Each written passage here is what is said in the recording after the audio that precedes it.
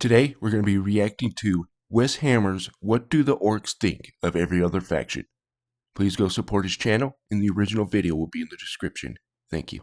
Welcome to A Christian Reacts. So I do things a little bit differently on this channel. I do react, but I also bring biblical commentary that is similar to the Warhammer 40K lore on the screen.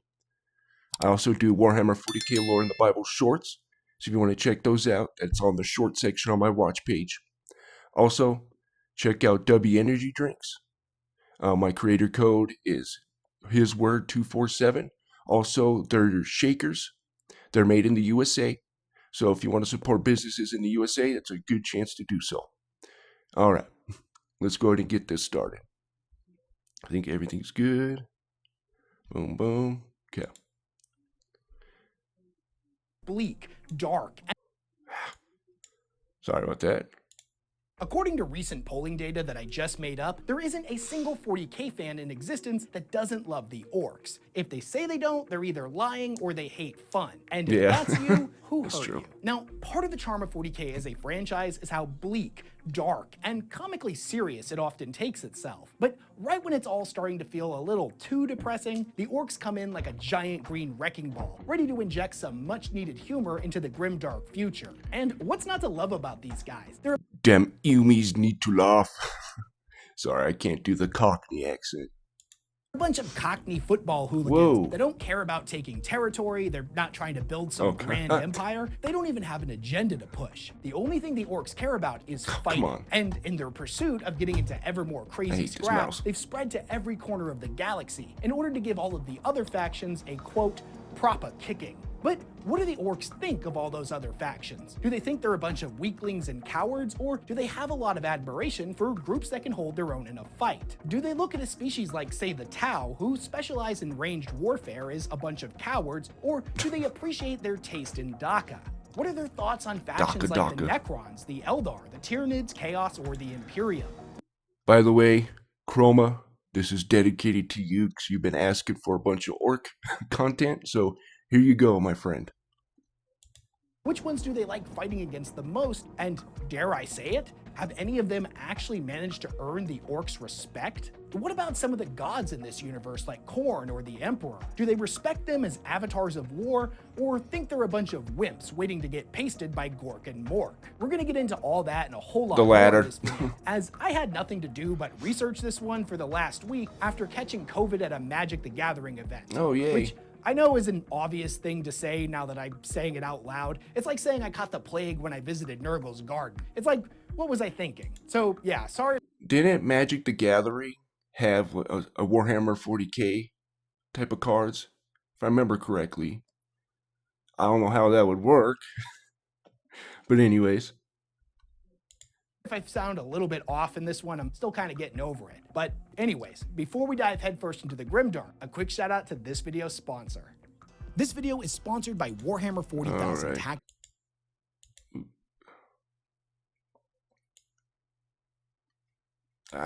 It's being really slow, guys. I apologize.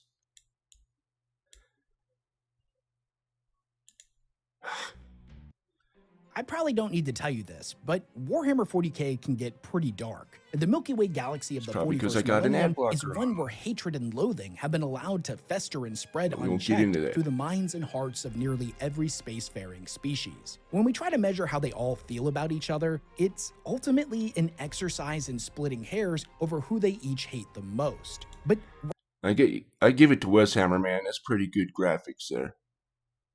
I like that. But anyways.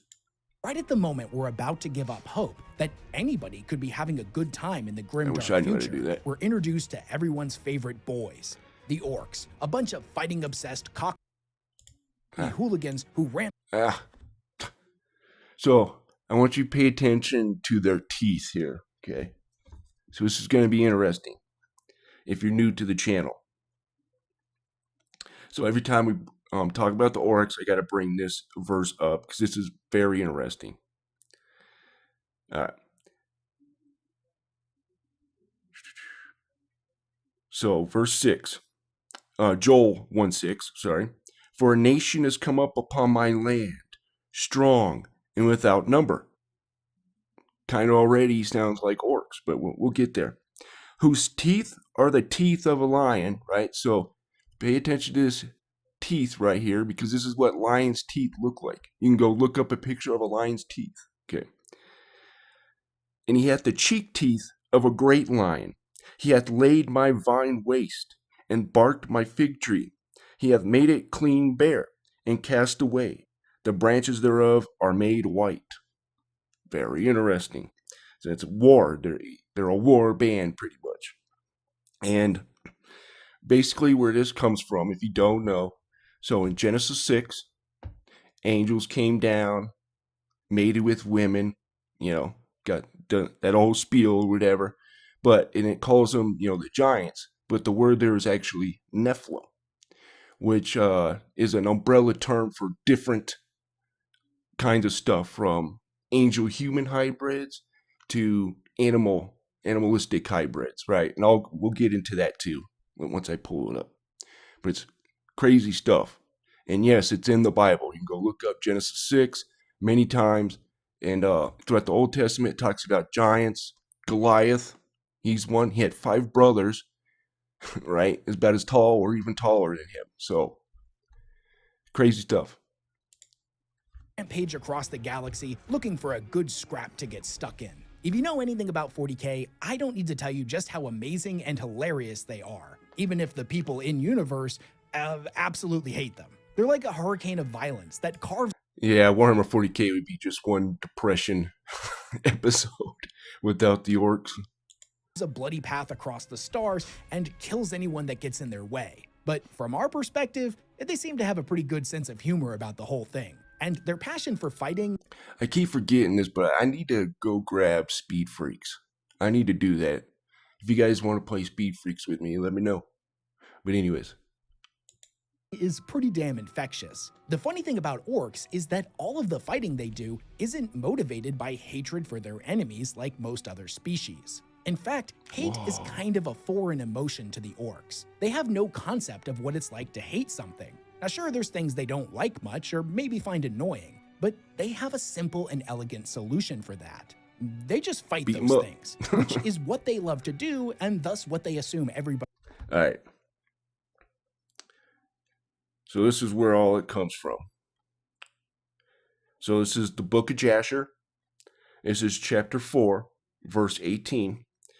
So you're going to see the same thing, what's going on in Genesis 6, right? It talks about, the sons of God came down, made women, created the Nephilim, right? Well, it's kind of the same thing here. So verse 18.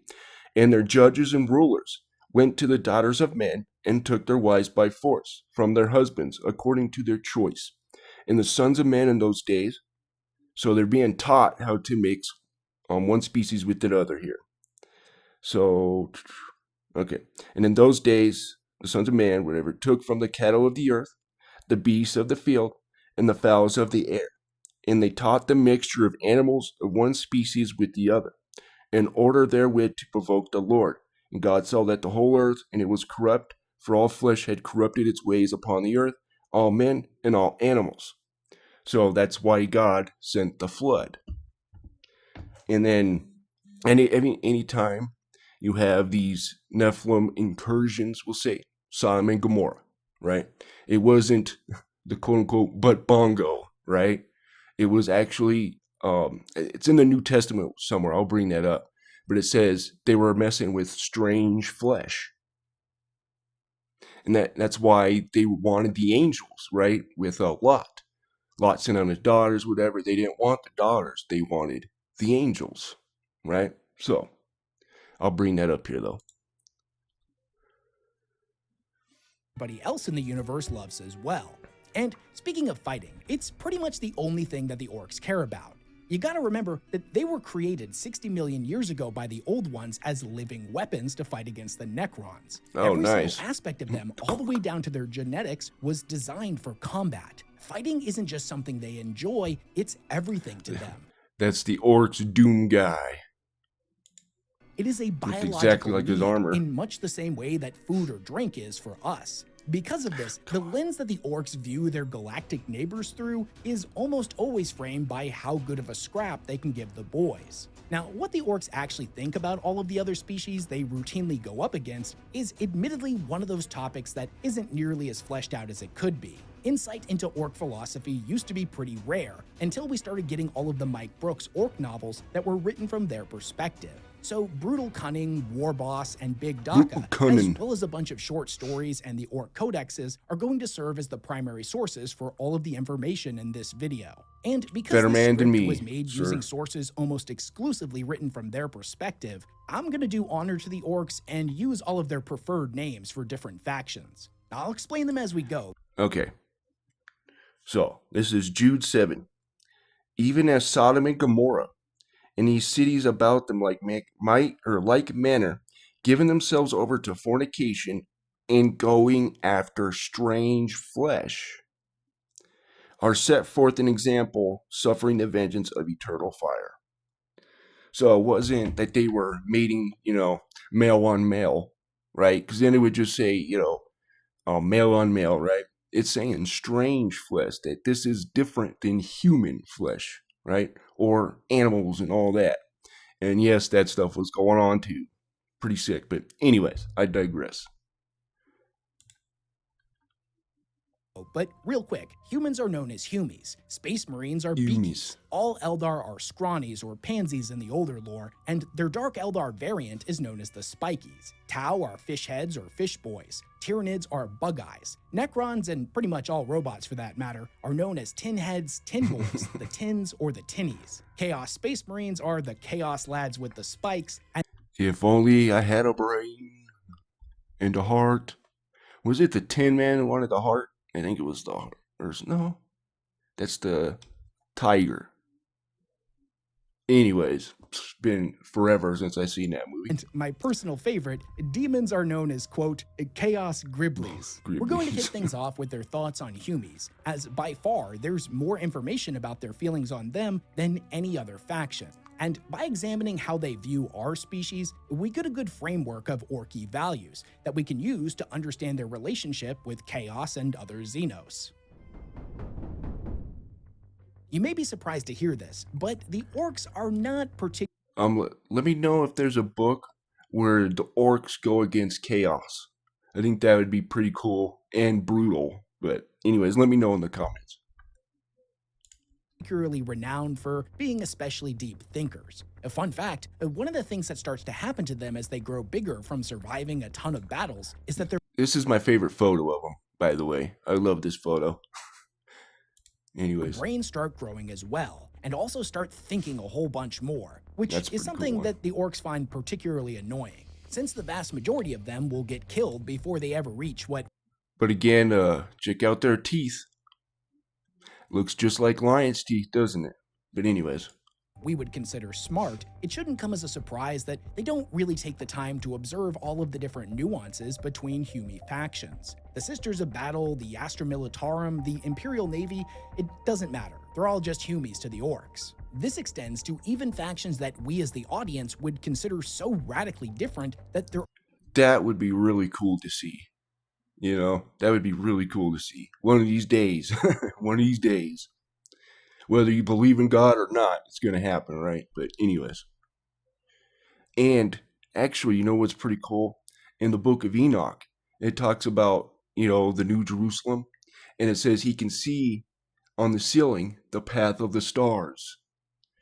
So, and electricity and stuff like that. It's pretty cool. But anyways, I can't remember what chapter that's in, but anyways, might be 15 almost a or different 16. species entirely, like the cyborg tech priests of the Adeptus Mechanicus, or even the friggin' Gene Stealer cults. The former is just the Humie equivalent of mech boys to the Orks, and the latter is a bunch of funny-looking Humies with too many arms. There is, of course, one major exception to this rule, and that's the Space Marines, or the Beakies, as the Orks call them, Beaky due to the boys. fact that the Mark VI Corvus pattern power armor looks kinda like a bird. The other most common variant of Space Marine armor has a faceplate that the Orks think looks like an orc when he's straining too hard at the drops, which is their word for a latrine. Now that obviously doesn't make for a good nickname, so no matter what armor they're in, all Space Marines are beakies. But we'll get into their thoughts on Space Marines later in this video.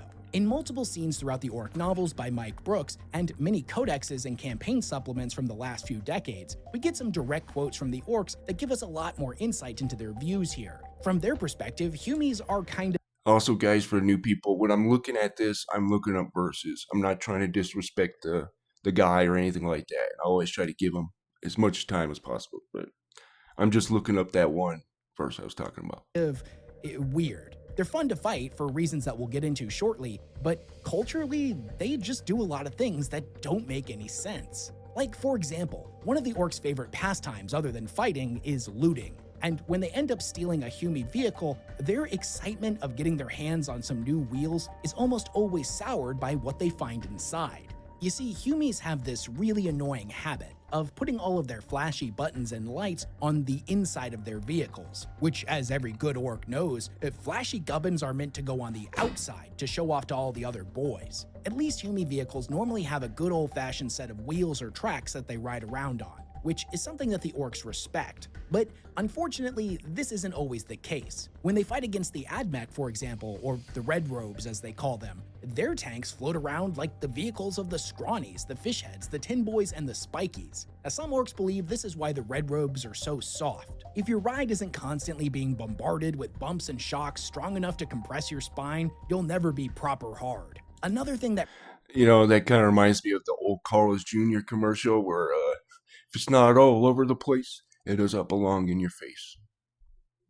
Anyways, perplexes them about Humies dating myself there, I guess, is that they all tend to drive on these big lines in the dirt called roads or bridges or some other stupid Humie word. They don't understand why they don't just drive wherever they want like the Orks do. Likewise, they have this hilariously weird habit of putting wheels on the doors inside of their ships and gargants, which...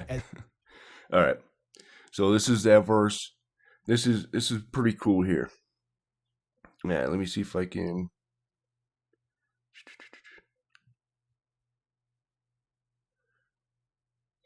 Lift me upward to heaven, I went drew nigh. Okay, so in the vision, so this is Enoch chapter 14, 8, we'll start in 8, but anyways. And the vision was shown to me thus, behold, the vision of clouds invited me, and a mist summoned me, and in the course of the stars and lightnings sped and hastened me. Almost like light speed, huh? But anyways, very interesting. And the winds in the vision caused me to fly and lift me upward and bore me into heaven. And then, so he's going through this portal here, right? So, where is it? Oh, okay. We're getting there. And I went until I draw nigh to a wall. Hold on, vision caused me to fly. Sorry, guys. And lift me upward and bore me into heaven. I went. Do I draw? Let me see here. Okay, yeah. And I went and draw nigh to a wall which was built of crystals, surrounded by tongues of fire. So again, this is like a craft world, right? This is the New Jerusalem, basically, what he's talking about. And remember, in the New Jerusalem, there's a wall filled with 12 gates, right? So he's calling these portals here. So crystals surrounded by tongues of fire, and it began to affright me. And I went into the tongues of fire and drew nigh to a large house, which was built of crystals. And the walls of the house were like tessellated floor, made of crystals. And its groundwork was crystal. Ready? Its ceiling was like the path of the stars and lightnings. And between them were fiery cherubim. And their heaven was clear as water. And a flaming fire surrounded them, or therein... Oh, sorry. And a flaming fire surrounded the walls, and its portals blazed with fire. And I entered that house, and it was neither hot nor cold. There was no delights of life therein, and fear covered me. Trembling got behold of me. So it's almost like it says it was kind of cold and stuff like that, right? So very interesting. Anyways. As every orc knows, you can't drive a door, but humies just ain't logical. Humies also have this weird invention called an alarm system that's only purpose seems to be to get all of the humies all riled up and scared before a fight. Why they would invent something like this is completely beyond them. Every self-respecting orc knows that before you get stuck in, you and the lads have to amp yourself up with some hooting, hollering, and a nice loud wah at the top of your lungs, not purposely induce feelings of fear and dread in you and all of your mates. Why they would make something like this, let alone put it on all of their buildings that contain all of their best loot, is... Retreat is not an option for the orcs. Usually the alarm means retreat, get out. Yeah. Well, not all the time, I guess. I guess it does, can be a call to action, but anyways, I digress. Something that continues to vex the orcs to this day. Humies also love wasting time building things that don't seem to have any practical application, like libraries, schools, hospitals, or even cathedrals to some bloke named the God Emperor. Beings of logic like the orcs would never build anything that wasn't specifically going to be used in a fight. Weapons, armor, and even some... You know, that is true. You don't, in my opinion, you don't need a building to worship God, right? Just saying. And also, the church, right, means a gathering of people. It means the people, right? But anyways, like when Jesus says to Peter, he says, "On this rock I will build my church," right? He's not talking about a physical rock and stone thing, right? He's talking about the people, his people. But anyways, some of the weird mech boy inventions all had a purpose, but with humies, 90% of what they made was practically worthless. At least when it came to their buildings, the humies knew to make them real big. That was something that the orcs respected. It made it more fun to knock them over. Now, although humie cathedrals are a bit much for the orcs, all of the statues depicting the Emperor is something that they can at least wrap their minds around. Although they've never seen him, considering that he's normally depicted as being 100 feet tall with a giant flaming sword, he's clearly either the boss of all the humies or their god. Either way, it would make sense to them that he told all of the smaller humies to build all these things. It would be a sight to see, I guess, to get the depiction of an orc that did see the Emperor. That would be something, But anyways, they would probably really, really respect him. And they have to listen to him because, again, he's the boss. Anyways. Now, don't get it twisted. The god of the humies in no way, shape, or form could stand up to true and proper gods like Gork and Mork. But so far as they can tell, if they ever manage to make it all the way to Terra and break into the Golden Throne, they're gonna get to fight a 100-foot-tall humie. So that's something that all of the orcs are looking forward to. Now, it makes sense to the orcs that the Emperor is in charge, because based on all of the artwork they've seen, he's the biggest. This is how the orcs do things. The biggest orc is the boss. Not just because he's stronger than all of the other boys, but because orcs get bigger the more fights they get in. So a proper big orc has a whole bunch of experience and thus makes for a better leader. But aside from the Emperor and... Well, that didn't really happen to me. I had to actually work out, do the heavy stuff. The beakies, all of the other humies are the same size, so they're always arguing with each other about who's in charge. This is something the boys just don't really understand, and thus humie hierarchy of command is still an enigma to them. What they think they should do is just fight it all out and figure out who's the biggest and strongest and make them the boss. But you gotta remember that humies just ain't logical. They do things that don't make sense, and oftentimes it's better just not to think about it. Also, in their defense, humies are pink or brown, fragile and soft, not tough and green like the boys. And as Uthak pointed out in Brutal Cunning, they die a lot easier as well. If all of the humies started fighting each other, they'd all just be dead, and then there would be no humies for the orcs to crump. They're too weak for that kind of thing. And since they clearly want to keep fighting the orcs, they assume that the humies have had to make a few sacrifices in this department for the greater good of fighting. Now, humies have a lot of faults, don't get it twisted. They do a lot of weird stuff that just doesn't make any sense, and they waste an enormous amount of time not fighting when they could spend time fighting. But even after all that, the orcs absolutely love them, even if they... After my next short, I might do one on the dreadnoughts. I think that would be interesting.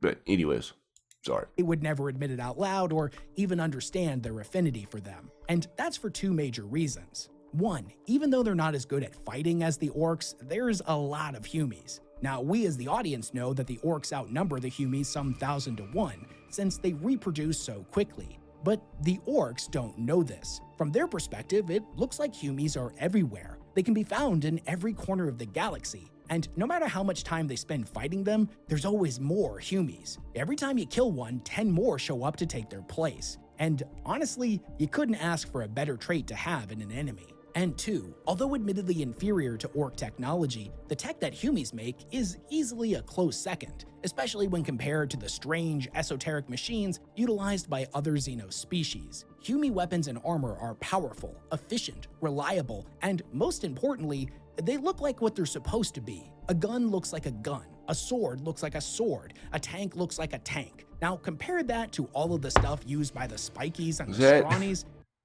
That was wrapped, right? Yeah, I guess the can would still go right through that thing, but still, I don't know why you would wrap it. It looked like it was covering the barrel area too, but anyways, I digress.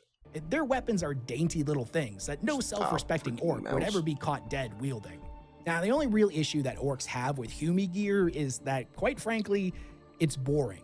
Humies are always unoriginal, and as a species, they fundamentally lack creativity. Their mech boys just don't have the pizzazz or flair of an orc mech boy, and this leads to all of their equipment looking exactly the same, meaning that none of them can ever tell whose stuff belongs to who. If you were to throw a whole bunch of orc guns into a pile, each of them would be able to tell immediately which one was theirs. Could be like Metal Gear Solid, where they have that biometric things on their guns, so you can't use it. I thought that was actually pretty cool. It made it a little tough. I think, what was it, Sons of Liberty? I think that was. Anyways.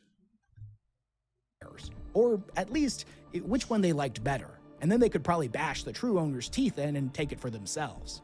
Now don't get me wrong, this isn't a deal breaker for the orcs when it comes to measuring up whether a species is a good enemy or not. In fact, humie gear is their favorite thing to loot aside from looting gear from other orcs. Humie gear is like a blank canvas that the orcs can work their magic on and make it proper orky. This normally takes the form of just gluing and welding a whole bunch of extra metal and scrap to them to make them extra killy. For example, beaky power claws work pretty good. They're just unoriginal. They look like a big... That would be awesome to have a whole army of orc tanks. Just set up on the table, one after another. Anyways. Humie hand and don't have, big metal claws on them like a proper power claw. But that's nothing that can't be fixed with a bit of orky ingenuity. Okay, let's get into what everybody actually cares about. What do the orcs think of fighting against the humies? How do they measure up when compared to every other species? Do the orcs love it or find them annoying? Are they the orcs' preferred enemy, or does that esteemed title go to a different faction? Honestly, fighting humies is kind of a mixed bag for the orcs. They have some qualities that make them a great proper enemy, while other things, not so much. One-on-one, a humie doesn't even come close. Okay, so I guess I should bring this up here. So this is why everything was kind of happening, right? So Genesis 3:14. So he's talking to the serpent here, right? The one that just deceived Eve and all that. I have my thoughts on that, but we won't get into that. Genesis 3:14. And the Lord God said unto the serpent, because thou hast done this, thou art cursed above all the cattle and above every beast of the field, and upon thy belly thou shalt go, and dust shalt thou eat all thy days. Here's the kicker. And I will put enmity between thee and the woman, between thy seed. So there's a seed of the serpent here, right? And it's not Cain, by the way. You're going to hear that when you look up the seed of the serpent. The Bible literally says, Eve got a God from man, got a man from God, which was Cain, right? So don't believe that. It's a bunch of bull honky. But anyways, in between thy seed and her seed, and it shall bruise thy head, and thou shalt bruise his heel. The seed of the woman, Jesus Christ, right? So they were trying to pollute the bloodline of Jesus. And not only that, get some reinforcements, right? Because the angels of God outnumber them 3-1, right? So,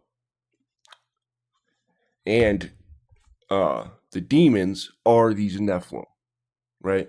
In the book of Enoch, it explains how that since they were created on earth and their spirits weren't created in heaven, their primal origin is earth.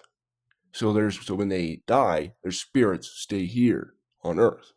And it says that they will go up against men and terrorize them and all that stuff. And it's exactly what's happening, in my opinion. But anyways. Close to an orc. They're short, squishy, soft, and most of them are cowards, with, of course, the exception of old Baelai and the Beakies. They're proper hard. Humies are also just not really built for fighting. The orc's head... I believe that's Yarrick, right? Because I know he's the one that took the claw from the war boss. But anyways. ...is centered down low between their shoulders in the middle of their chest where they can keep it safe. But the Humies have their head on top of their shoulders, just waiting for it to get knocked off. That's why Humie dreadnoughts, knights, and titans look more like an orc than a Humie. If they were built like a Humie with their head on top of their shoulders, they would probably just wander around the battlefield all stupid-like until they got knocked over and killed. As I mentioned earlier in the video, Humie tech is not... That almost looked like that one movie where it's got Keanu Reeves, but it's like a big giant robot that's taking out the earth or something like that. I can't remember what the... anyways. It sucked, but... as good as orc tech. Can't remember but the the name. orcs will be the first to tell you that it's pretty damn efficient. It's good at killing, and at least most of their guns actually sound like proper Daka. Not that pew-pew stuff the day that the earth stood still, I think, and the scrawnies use, or the gross squishy things that the bug eyes fight with that aren't even actually weapons. Also, Humies almost always understand proper fighting etiquette, a rarity in the grimdark future. They tend to show up to the fight with a whole lot of boys for the orcs to crump. This is a kindness and a showing of respect that is not lost on the orcs. It's real neighborly of them, and the lads appreciate it. Even if the orcs don't really differentiate much between all of the different Humie clans, they can at least recognize that certain groups of Humies utilize different tactics, strategies, and war machines, and that's something that the orcs appreciate. Every orc will tell you that variety is the spice of life when it comes to fighting, and the Humies, to their credit, do a pretty good job of always keeping things interesting. With them, you never really know what you're gonna get, even if some cowardly groups of Humies like to use long-range artillery to paste all the boys before the fighting even really gets started. That, admittedly, is something they find annoying. But even still, they recognize that this is only one Humie tactic, and having a whole lot of different ways to conduct a fight is an important trait when measuring if someone's a good enemy or not. The Tin Boys. What about the Necrons, or the Tin Boys as the orcs call them? Are they as good of an enemy as the Humies? Well, they're certainly a lot tougher than Humies. Most of them can take a hit without even flinching. And the best part about the Tinnies is that when you're done killing all of them, they'll use their reanimation protocols, stitch themselves back together, and stand back up. Then the boys can kill them all over again. Any orc who's ever tried to do this with Humies will tell you that it's not nearly as fun. Now that being said, no enemy is truly perfect, and the Tin Boys do have a few flaws. Although their tenaciousness is greatly appreciated, fights against them can start to feel kinda samey after a while. Okay. So, if you've been on this channel long enough, you guys know that I kind of liken the Necrons to a group that is called the Rephaim. Okay. So this is the Strong's Concordance of it. And Og, it says he's the last of the Rephaim, right? There's also value of the Rephaim that's talked about in the Bible and stuff like that. But a giant, Rephaims, or Rapha from Rapha, in the sense of invigorating a giant.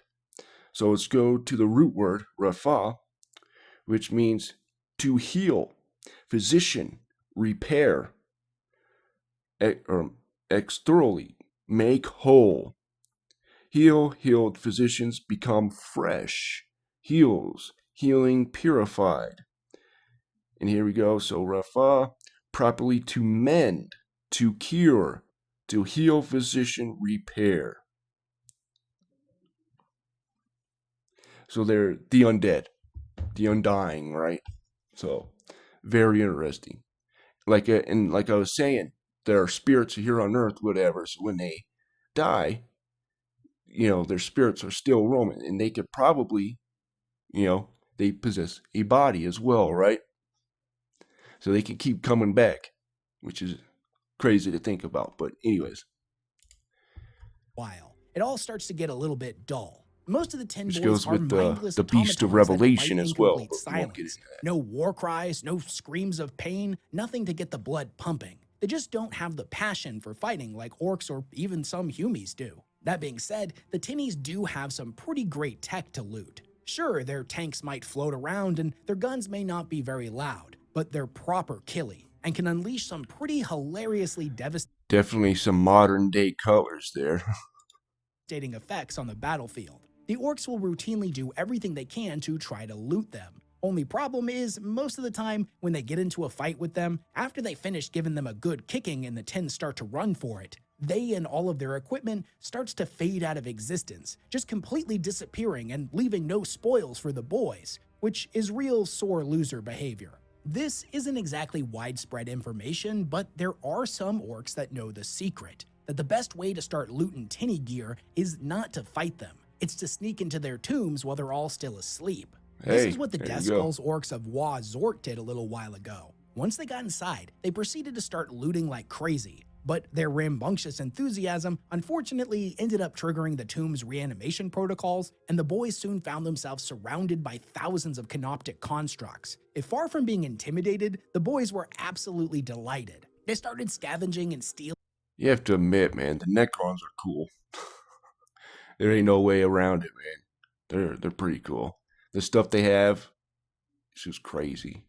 Anyways, like crazy and ended up using all of the Tin Boy gear to cobble together hordes of cyborgs and morkanauts and ever more improbable super weapons, while also hijacking some Dolem gates to ferry in wave upon wave of reinforcements. By the time the fighting was done and Overlord Thamtek the Magnificent awoke to take command of his legions, he opened his eyes to the sight of an entire mob of leering mech boys standing over his sarcophagus, evil gleams in their eyes and revving power tools in their hands.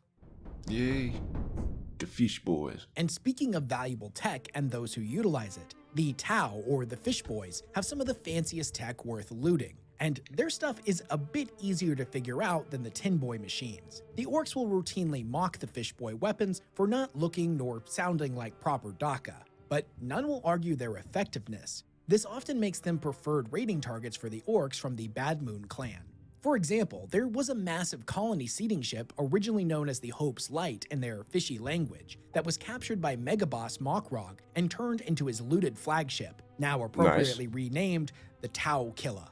The boss has now been using this to wage unending war on the Kalshan Sept for about 200 years. So yeah, they've got some pretty good stuff to loot, but when it comes to fighting against the Fish Boys, it's ultimately a pretty frustrating affair for the orcs. You see, the thing about Fish Boys... Okay. So, bringing up the Tau, this is interesting here. So, this is Revelation 16:13. Now, I brought this up many times before, every time I talk about the Tau, but new people do watch these a lot, actually. So,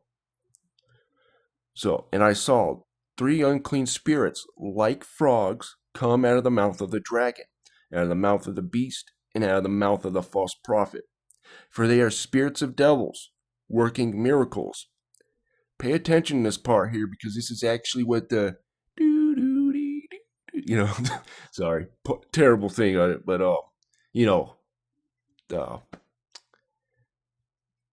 we'll just say the outer ones, right, or whatever. Trying to tiptoe around that. But anyways, for they are spirits of devils working miracles, which go forth to the kings of the earth and of the whole world, to gather them to battle of the great day of God Almighty. All right, so they're going to the kings of the world. What are those guys doing today? Going to the kings of the world, aren't they? Giving them technology and stuff like that. Why? Well, to bring them to the great day of God Almighty. Listen to the Ronald Reagan speech and think, put in your mind, I wonder who he's talking about, because it says God Almighty's coming, right? So when you just rethink the speech of Ronald Reagan and put God in that. Very interesting.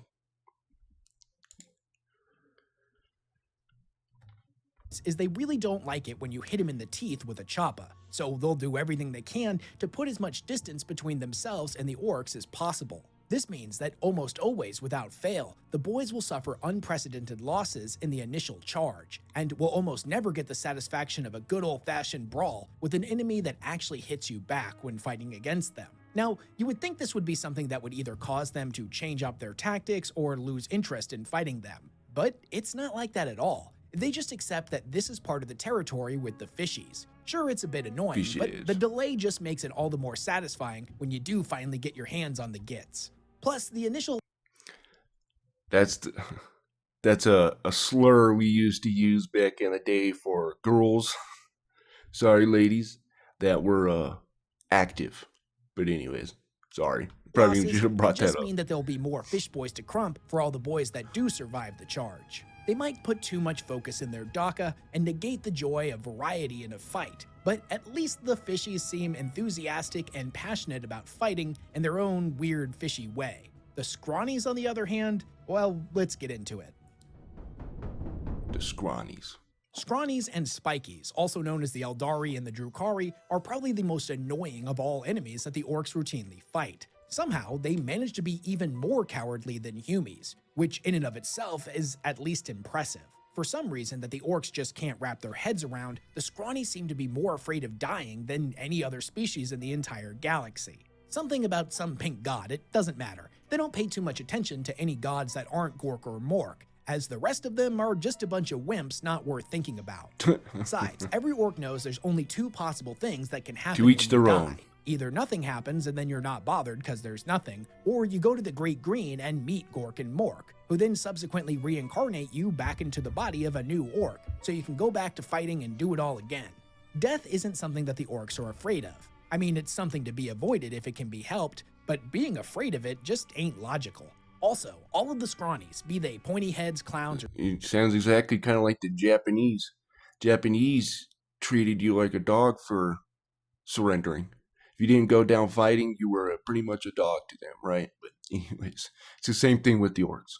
Spikies have this real undeserved arrogance about them that the orcs find off-putting. It's like they approach the galaxy as though it should automatically behave the way they want it to, and then they get very miffed when it routinely doesn't. Just like how the... I guess I should probably bring this up too, since they're talking about the Eldar. Okay.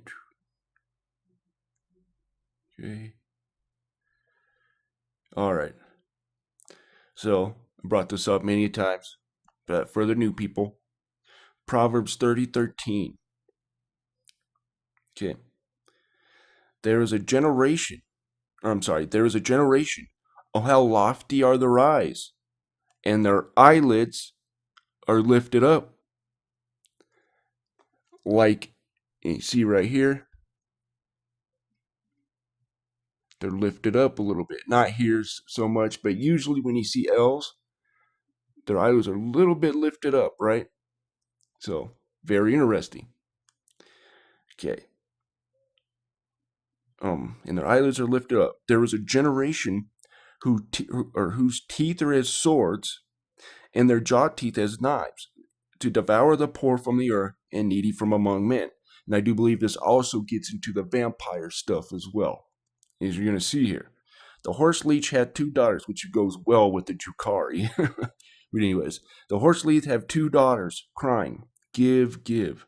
There are 3 things that are never satisfied, yea, 4 things say it is not enough. And we all know what leeches do, right? Okay. Interesting.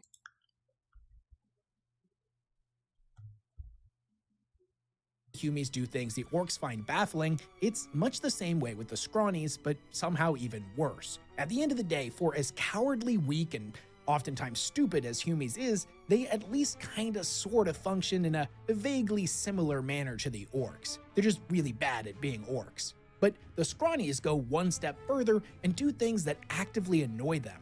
They follow the same path as the tin boys and the fish heads in that they make all of their trucks float around on grav lifts rather than being set on good old wheels and tracks. Also, if their guns do make any noise, it's all weird sounds that certainly aren't DACA. A proper gun should have enough recoil that it almost breaks your shoulder with every shot. Nice. But just like with other species, every orc that's ever fought against the scrawnies and lived long enough to have another go knows that looks can be deceiving. Just like their owners, scrawny guns are skinny, flimsy things that you could easily break over your knee without much effort. But they pack one... That reminds me a lot of those Warframe weapons that they have. Like the Volton, I think it's called. There's another one there, but anyways, that's what it reminds me of. They may be weird and stupid looking, but at the end of the day, they're right killy. And from the orc's perspective, that's something you gotta respect.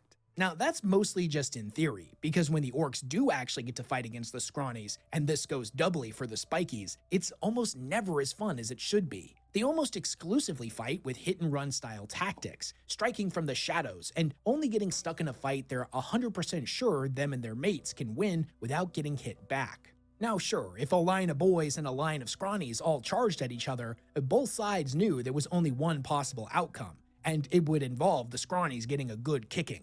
But scrawnies didn't fight like orcs. They were always thinking about stuff. And the spiky ones had this annoying habit of laying traps to draw a couple of mobs off at a time and pick them off one by one, which was just sounds rude. like them. They didn't even give the rest of the boys a chance to get in on the scrap. Also, with the spikies in particular, they have this weird fascination with fighting things that can't or won't fight back. This behavior is anathema to the orcs. It's the equivalent of shooting at rocks, which sure enough could be fun for at least a little while, but the point of a fight was the fight, where your blood was pumping and Gork and Mork were roaring in your ears. It's not fun unless the other git is looking to take your head off in return. Further, the spikies seem to take pleasure in not just killing and fighting, but actively hurting their enemies, even after the fight is done. Sometimes they would even try to capture their enemies, avoiding the fight altogether, just so they could hurt them.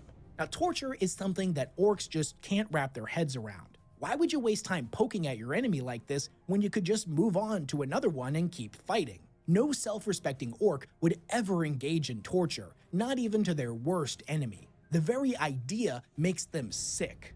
Well, unless it was funny. Then they definitely would, and have many times in the past. But that's different. So the scrawnies use tactics that aren't much fun to fight against, and since they're a dying species and all, there's not very many of them. Both things that don't rank highly when it comes to traits of a good enemy. So is there anything redeeming about them at all?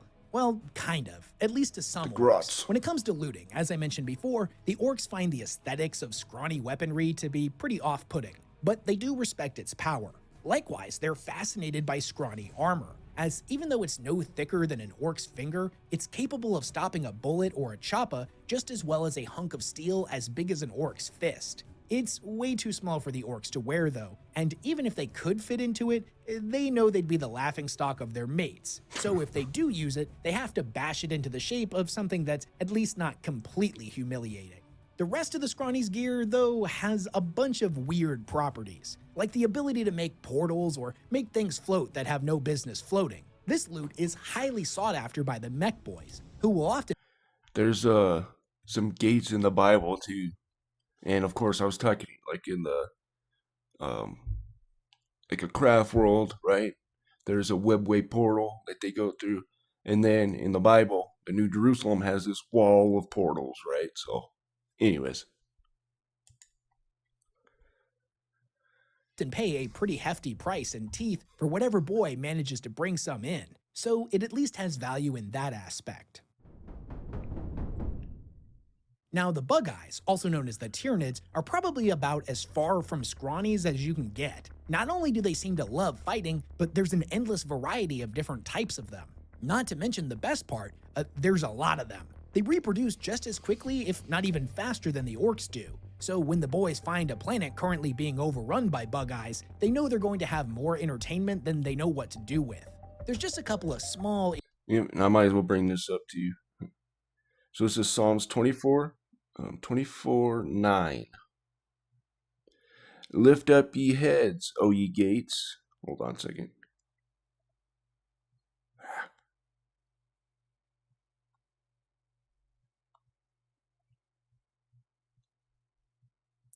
Oh my goodness. Sorry, guys. There we go. So, lift up ye heads, O ye gates. Ye be lift up, ye everlasting doors. And the King of glory shall come in. Who is the King of glory? The Lord strong and mighty, Lord in battle. Oops. Oh well. Let's go to the full chapter here. Right, and then it goes in verse 9. Lift up ye heads, O ye gates, even lift them up, ye everlasting doors, and the King of glory shall come in. So this is a song. This is a psalm, by the way. Okay. Interesting. So there's these everlasting gates, right? And there's a verse that talks about this pathway through them too. So it's pretty cool. Kind of like the webway. But anyways. Issues when it comes to fighting them. First is that whereas the scrawnies think way too much, the bug eyes don't really think of much of anything at all. They're like big squigs in that regard to the orcs. The only thing they're concerned with is getting their teeth into their next meal. Now sure, sometimes they may look organized and like they're working together, but remember, looks can be deceiving. All the boys gotta do is pop one of the big brain-looking bug eyes, and the rest of them go absolutely I won't say nuts, what that looks which, like there. in fairness, is always good for a laugh. The second issue that they have with them is that there's just not much they can loot from them. All of the bug-eye weaponry isn't much use to an orc. They're all fleshy, rotting organs and not proper dakka. Now that being said, their teeth, scything talons, and chitinous armor plating can be fashioned into some pretty good gear with a little orky ingenuity, but most orcs prefer metal equipment, something the bug eyes just can't offer them. Now, of course, fighting is what truly matters. No orc would argue against this, but looting is important too. If fighting was a cake, then looting would be the frosting, and everyone knows that cakes always taste better with frosting. Unless it's cheesecake, but I'm getting ahead of myself. I don't think there's a single orc out there Sometimes that doesn't frosting, like fighting against the bug eyes, but some orcs like it way more than all. Frosting is a hit or miss when it comes to cake. It can be either really bad, especially store-bought cake, or it could be really good. But anyways. All the rest. The Snakebites, for example, a more primitive orc clan that follows what they call the old ways, enjoys the thrill of the hunt and routinely targets bug eyes and other big beasties as their preferred enemy type. There's actually one tribe of snakebite orcs in particular, known as the Worm Killers, that have taken this to an entirely different level. You see, at one point, this clan was fighting against the bug eyes in some jungle on a backwater world where they discovered a big fleshy bug eye spore. They brought it back to their fleet and cracked it open, and out came hundreds of tiny baby bug eyes that quickly ran off in every direction. They would soon find that these creatures grew really quickly, and they were delighted to find their cruiser in a very short period completely overrun with them. No sooner had they bashed one in than another would appear out of a vent or a drain. Now eventually, the cruiser was completely infested and became the mirror image of the Tyranid-infested jungle from before. The only orcs that ended up surviving were these snakebites, who had become absolute experts in hunting these beasties. Eventually, they managed to kill all of them, and when they met up with a bunch of other orcs, they were absolutely covered from head to toe in Tyranid trophies, and had taken on the name Worm Killers. This experience had been so much fun for them that they decided to hunt down more of those spore pods, which they would then subsequently bring to new worlds, pop them open on their surface, and then leave for a few years, only to return to a planet completely overrun by bug eyes. It was perfect. Not only were all of the humies that lived on these worlds super mad, which the Worm Killers found really funny, but now they had a whole new planet of bug eyes to smash. Although exact numbers can't be confirmed, it's estimated that the Worm Killers have unleashed a bug eye Armageddon on dozens of worlds, ensuring that they're never far away from a good fight. The Beakies. Now, the Beakies are probably the most classic and iconic of all of the orcs' enemies, and it's a huge reason why they enjoy fighting against the humies so much. Pretty much every major weakness that the humies have when it comes to being a proper enemy, the Beakies have fixed. Humans by tradition are soft and cowardly, but Beakies are proper hard. In their armor, they're about on par with an orc in terms of size, durability, and strength. And maybe not a war boss or a knob, but at least your run-of-the-mill boy. They're also far more aggressive than regular humies, and are not prone to streaks of cowardice. Honestly, the way the orcs see them, the beakies are more like them than any other living creature in the entire galaxy. They're like kindred spirits, so to speak. The beakies understand that a fight is something you run towards and not away from. They're tough, strong, fast, and they'll keep fighting even after they've taken a good kicking. Not to mention, they've got good taste in both armor and dakka. Their bolters are good and loud, just like the orcs' guns, and their armor is much more well-made than all of that other Humie stuff, making it some of the orcs' favorite equipment to loot. Now, it should come as no surprise that the orcs have a lot of respect for them, but they're not perfect. First and foremost, there's not nearly enough of them. Somehow, they might even be rarer than the scrawnies, and much to the orcs' disappointment, most of the time when they go to fight the Humies, there isn't even a single beaky to bash. Second, like I mentioned earlier in the video, the orcs don't really understand the concept of hate. Anything they find annoying, they'll just fight. But the beakies, on the other hand, seem to be entirely consumed by hatred for anything and everyone that isn't a Humie. Hatred drips out of every one of their pores and motivates every action they take and every decision they make. Now, sure, them being so hateful made them a bit more fun to fight, but some of the more thinky orcs actually kinda pity them in a way, which is another emotion the orcs aren't used to dealing with and they find it annoying. You see, beakies are so consumed by hatred and an underlying bitterness that they're robbed of the joy they should be experiencing in a fight. Alright, so I always bring this up, talking about the Space Marines, but anyways. So this is Zechariah 10:5. And they shall be as mighty men, which tread down their enemies in the mire of the streets, and in battle. They shall fight, because the Lord is with them, and the riders on the horses shall be confounded. Yeah. Anyways. It's like, dude, why are you so angry? We are actively engaged in the most fun thing you can possibly do, fighting. For the orcs to think that you need to take a chill pill is at least some kind of accomplishment. Now, whereas the orcs don't really think much about the different chapters of Space Marines outside of the different color that they paint their armor, they do at least recognize that there's at least two different types of beakies, because the Chaos lads with the spikes have a completely different group of mates they pal around with. Now, all beakies are proper hard, don't get it twisted, but the Chaos beakies bring a lot more variety to the table when getting stuck in. Whether they be the blue weird boy beakies that cast all kinds of weird unnatural powers, the smelly green beakies that know how to take a punch, the strange pink beakies that, if I'm just being honest, the orcs find pretty weird, or their favorite, the red sirens beakies, are where they use fighting sound almost weapons. as much as the orcs do. The major issue with them, though, is that the Chaos lads with the spikes do a lot of weird stuff. Not only that, they often seem to have an agenda other than just fighting. In a lot of ways, they're more like regular Humies in that aspect and less like true beakies, at least as far as the orcs are concerned. When it comes to the Chaos gods themselves, they're not really worth thinking about. Even though Khorne is absolutely obsessed with the orcs, he finds them deeply fascinating and entertaining. No proper orc would ever for a moment consider worshipping a puny Humie god. Gork and Mork were the only true gods any orc would ever associate with. Now, all that being said, in their defense, the Chaos Boys are probably the kings of variety when it comes to fighting. You never really know what to expect with them, and thus their fights never get dull. When dealing with the warp and all of the strange, unnatural things that come out of it, things routinely get pretty weird to say the least. Especially when you're dealing with the Chaos Griblies, or the demons as the Humies call them. They can show up seemingly out of thin air when you're stuck in a fight with the Chaos lads, or even when you're out in the warp minding your own business. The orcs view the demonic incursions of Griblies onto their ships as a good bit of sport, a fun way to pass the time on long journeys. And sure, Griblies are fun enough to fight, certainly is a nice change of pace between mutinies, but no matter how brutal and vicious they are, they're ultimately just not that satisfying to kill. When the orcs crump them, they just dematerialize, disappearing as if they were made of smoke. Now, every orc knows that the best part of the fight is when you lop off the enemy git's head and all the blood goes gushing out. They never get that satisfying payoff with the Griblies, which ultimately just leaves them pretty pent up and frustrated. So most of the time after they fight them, they just go back to fighting themselves.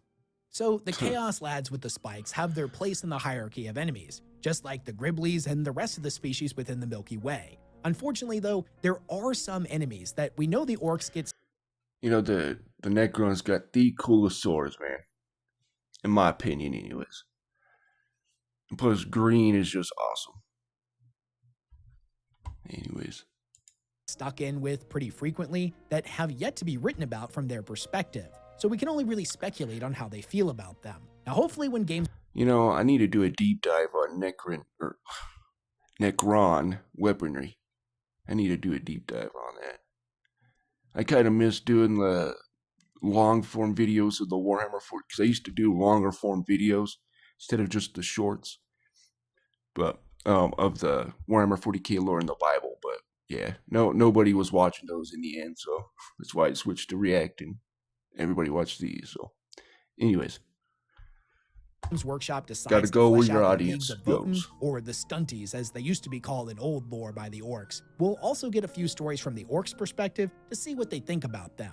Likewise, the Custodians, who we can assume they would love because they're like bigger, harder beakies with way better gear to loot, would be right at the top of the list for the Orcs' preferred enemies. But as of the time of this recording, we haven't gotten a book that lets us see inside of their head while they're fighting against them, which is a real shame, and it's something I hope they correct in the future. It probably will now. After all this, what do you guys think? Who do you think would be the Orcs' favorite enemy and why?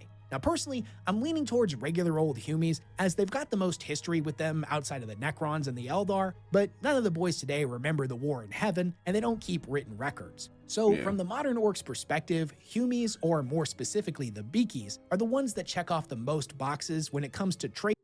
I would probably say the humans as well. That, or the Tyranids, because they can reproduce pretty fast and all that, so... Like I said, they would drop a pod on the world, you know, and fight them a few years later. So I would say probably the humans, and then a very, very close second, the Tyranids, in my opinion. So traits a good enemy should have. If you like this video and you want to see more content like it, do me a favor and hit the like button, leave a comment, and maybe subscribe to the channel if you haven't already. And share this with your friends. And I would say the humans, because they can loot. You know, you can't really loot much, at least according to an orc, from Tyranids. But anyways. It helps me out a lot, and I really appreciate it. Also, sorry if I sound a little bit off in this video. I've got a wicked bad flu, but it was the day I was supposed to record, so we're just making our way through it. Also, maybe check out the other videos I've got linked here in the end screen. I just recently made one on all of the differences between Psykers and Sorcerers, as most people incorrectly assume that they're the same thing. And I also made a how-to guide on how to properly summon a demon, at least in 40K. I had to dive into some pretty obscure source material for those two, so they're worth checking out if you like chaos lore. Sorcerers have a lot more, let's just say, ability to do whatever they want, right? Psykers have limits on what they can do, or else they're, right? But anyways, all right, so we're going to end it there, guys. I want to thank everybody for watching this video, and if you liked it, thank you. If you didn't like it, thank you for at least giving me a chance. Also, check out W Energy Drinks, code HISWORD247, or the link is in the description. All right, guys, you guys have a wonderful day.